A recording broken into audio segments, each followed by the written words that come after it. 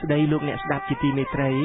នៅក្នុងនីតិស្វែងយល់អំពីប្រវត្តិសាស្ត្រនៃប្រទេសកម្ពុជានាវេលាថ្ងៃនេះសូមអញ្ជើញលោកអ្នកនាងតាមដានស្ដាប់ព្រះបាទឧទយាទិត្យវរ្ម័នទី2និងអង្គរទី2និងព្រះបាទហាសានវរ្ម័នទី3ក14ព្រះបាទឧទយាទិត្យវរ្ម័នទី2និងអង្គរទី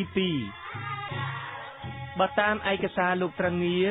ក្រោយពីព្រះបាទសូរ្យវរ្ម័នទី1ទ្រង់សោយទីវង្គតទៅព្រះរាជបុត្រច្បងរបស់ព្រះអង្គព្រះនាមឧទយាទិត្យវរ្ម័នទី2ទ្រង់ឡើងគ្រងរាជ្យស្នងព្រះបិតាប៉ុន្តែបើតាមឯកសារលោក Dauphin Meunier និងឯកសាររបស់លោក Maurice Glaise បញ្ជាក់ថាចៅក្មួយរបស់ព្រះអង្គគឺព្រះបាទឧទយាទិត្យវរ្ម័នទី2ទ្រង់បានឡើងសោយរាជ្យស្នងព្រះបាទសូរ្យវរ្ម័នទី1វិញព្រះបាទឧទយាទិត្យវរ្ម័នទី2ទ្រង់បានសាងប្រាសាទភ្នំថ្មីមួយគឺប្រាសាទបាពួនដែលជាស្នូលនៃក្រុងអង្គរទី2ហើយដែលគេតម្កល់លឹងទេវរាជធ្វើអំពីមាសក្រុងថ្មីគឺក្រុងអង្គរទី2នេះមានកំពែងដីព័ទ្ធជុំវិញហើយមានទីតាំងប្រហាក់ប្រហែលនឹងក្រុងអង្គរទី3របស់ព្រះបាទជយវរ្ម័នទី7នៅខាងលិចក្រុងថ្មីនេះព្រះអង្គបានជីកបារាយណ៍មួយធំជាងបារាយណ៍មុនគឺបារាយណ៍ខាងលិចឬបារាយណ៍ទឹកថ្លាដែលមានបណ្ដោយប្រវែង8គីឡូម៉ែត្រទទឹងប្រវែង2200ម៉ែត្រដែលមិនមែនគ្រាន់តែបម្រើបំណងខាងសាសនាប៉ុណ្ណោះទេ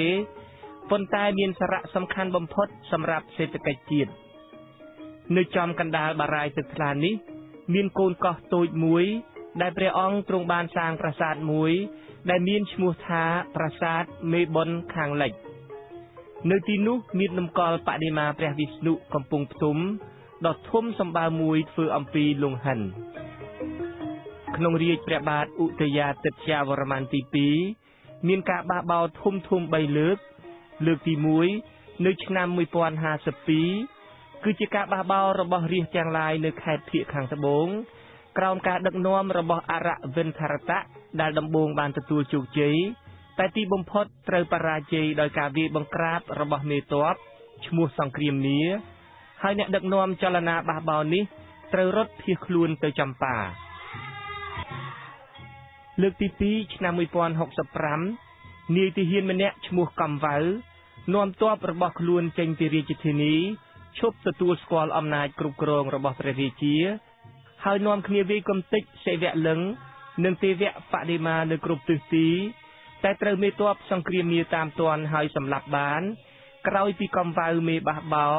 បានធ្វើឲ្យមេទ័ពព្រះរាជាសង្គ្រាមមារមានរបួសត្រង់ធ្គាមហើយលើកទី3គឺជាការបះបោរនៅខេត្តទាំងឡាយភាគខាងកើតដឹកនាំដោយបងប្អូន2នាក់គឺស្លូតនិងសិទ្ធិកដែលរួមគ្នាជាមួយមេទ័ពម្នាក់ទៀតឈ្មោះសក្សានតិភូវ័នប៉ុន្តែចលនានេះក៏ត្រូវបានមេទ័ពដ៏ខ្លាំងពូកែរបស់ព្រះរាជាគឺសង្គ្រាមមារកំទេចឲ្យរលាយសូន្យថែមទៀត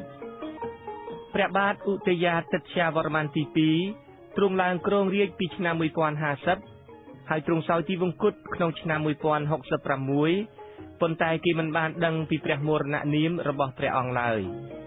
ក15ព្រះបាទហាសានវរ្ម័នទី3ក្រោយពេលដែលព្រះបាទឧទយាទិត្យវរ្ម័នទី2ទ្រង់សោយទីវង្គតទៅព្រះអនុជបន្ទាប់របស់ព្រះអង្គក៏ទ្រង់បានឡើងសោយរាជ្យស្នងមានព្រះនាមក្នុងរាជ្យថាព្រះបាទហាសានវរ្ម័នទី3នៅពេលឡើងគ្រងរាជ្យភ្លាមព្រះអង្គទ្រង់យកព្រះទ័យទុកដាក់នឹងការកសាងជាតិណាស់ព្រះអង្គទ្រង់បានជួសជុលឡើងវិញនៅបូជនីយដ្ឋាននានានិងបដិមាករជាច្រើនដែលខូចខាតក្នុងពេលដែលកើតចលាចលជ្រួលច្របល់ក្នុងរាជ្យមុននោះមិនត្រឹមតែប៉ុណ្ណោះទេព្រះបាទហាសានវរ្ម័នទី3បានខំរៀបចំឲ្យមានសន្តិសុខផ្ទៃក្នុងថែមទៀតផងប៉ុន្តែទោះជាយ៉ាងណាក្តីក្នុងរាជ្យរបស់ព្រះអង្គត្រូវចូលរួមក្នុងសង្គ្រាម2លើកគឺមួយលើកច្បាំងនឹងចម្ប៉ាហើយមួយលើកទៀតច្បាំងនឹងយួនដៃវៀតចាមបានចូលរុកទន្ទ្រានព្រំដែនខ្មែរសាជាថ្មីនៅឆ្នាំ1074ទ័ពរបស់ប្រទេសចម្ប៉ាដែលដឹកនាំដោយព្រះអង្គម្ចាស់ប៉ាងប្អូនព្រះរាជានគរចម្ប៉ាបានវាយលុកឡើងតាមទន្លេមេគង្គមកដល់ក្រុងចាស់សម្ភុបុរៈគឺសម្បូរស្ថ ថិតលើដងទន្លេមេគង្គនេះហើយបានប្លន់យករបស់របរមានតម្លៃផ្សេងព្រមទាំងបានវាយកំទេចដុតបំផ្លាញបូជនីយដ្ឋាននានានៃរាជធានីចាស់នេះហើយគៀប្រជារាស្ត្រខ្មែរនាំយកទៅជីកឆ្លើយយ៉ាងច្រើនសន្ធឹកសន្ធាប់ផងនៅឆ្នាំ1076ទ័ពខ្មែរត្រូវចិនប្រទាញឲ្យសហការជាមួយខ្លួននឹងទ័ពចាម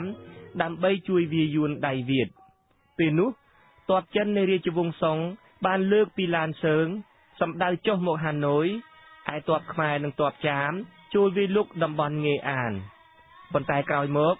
ដោយមានការចរចាឲ្យស្រស់ស្រួលគ្នាមួយចិនក៏ព្រមដកទ័ពថយចេញទៅវិញដែលជាហេតុជំរុញឲ្យទ័ពសម្ព័ន្ធមិត្តរបស់ចិនគឺខ្មែរនិងចាមដកថយចេញផងដែរព្រះបាទហាសានវរ្ម័នទី3ទ្រង់សោយពីវង្គតនៅឆ្នាំ1080ឬ1082នៃគ្រិស្តសករាជដោយមានព្រះមរណនាមថាសទាសិវៈបុត្រ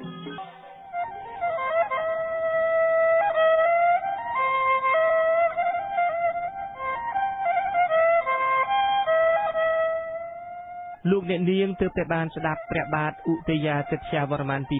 2និងព្រះបាទហាសានវរ្ម័នទី3នៅសប្តាហ៍ក្រោយលោកអ្នកនាងនឹងបានស្ដាប់ការរៀបរាប់អំពីព្រះបាទនរោបទិនវរ្ម័នព្រះបាទជ័យវរ្ម័នទី6និងព្រះបាទធរណិនវរ្ម័នទី1សូមអញ្ជើញលោកអ្នកនាងរងចាំតាមដានស្ដាប់កុំបីខានឡើយ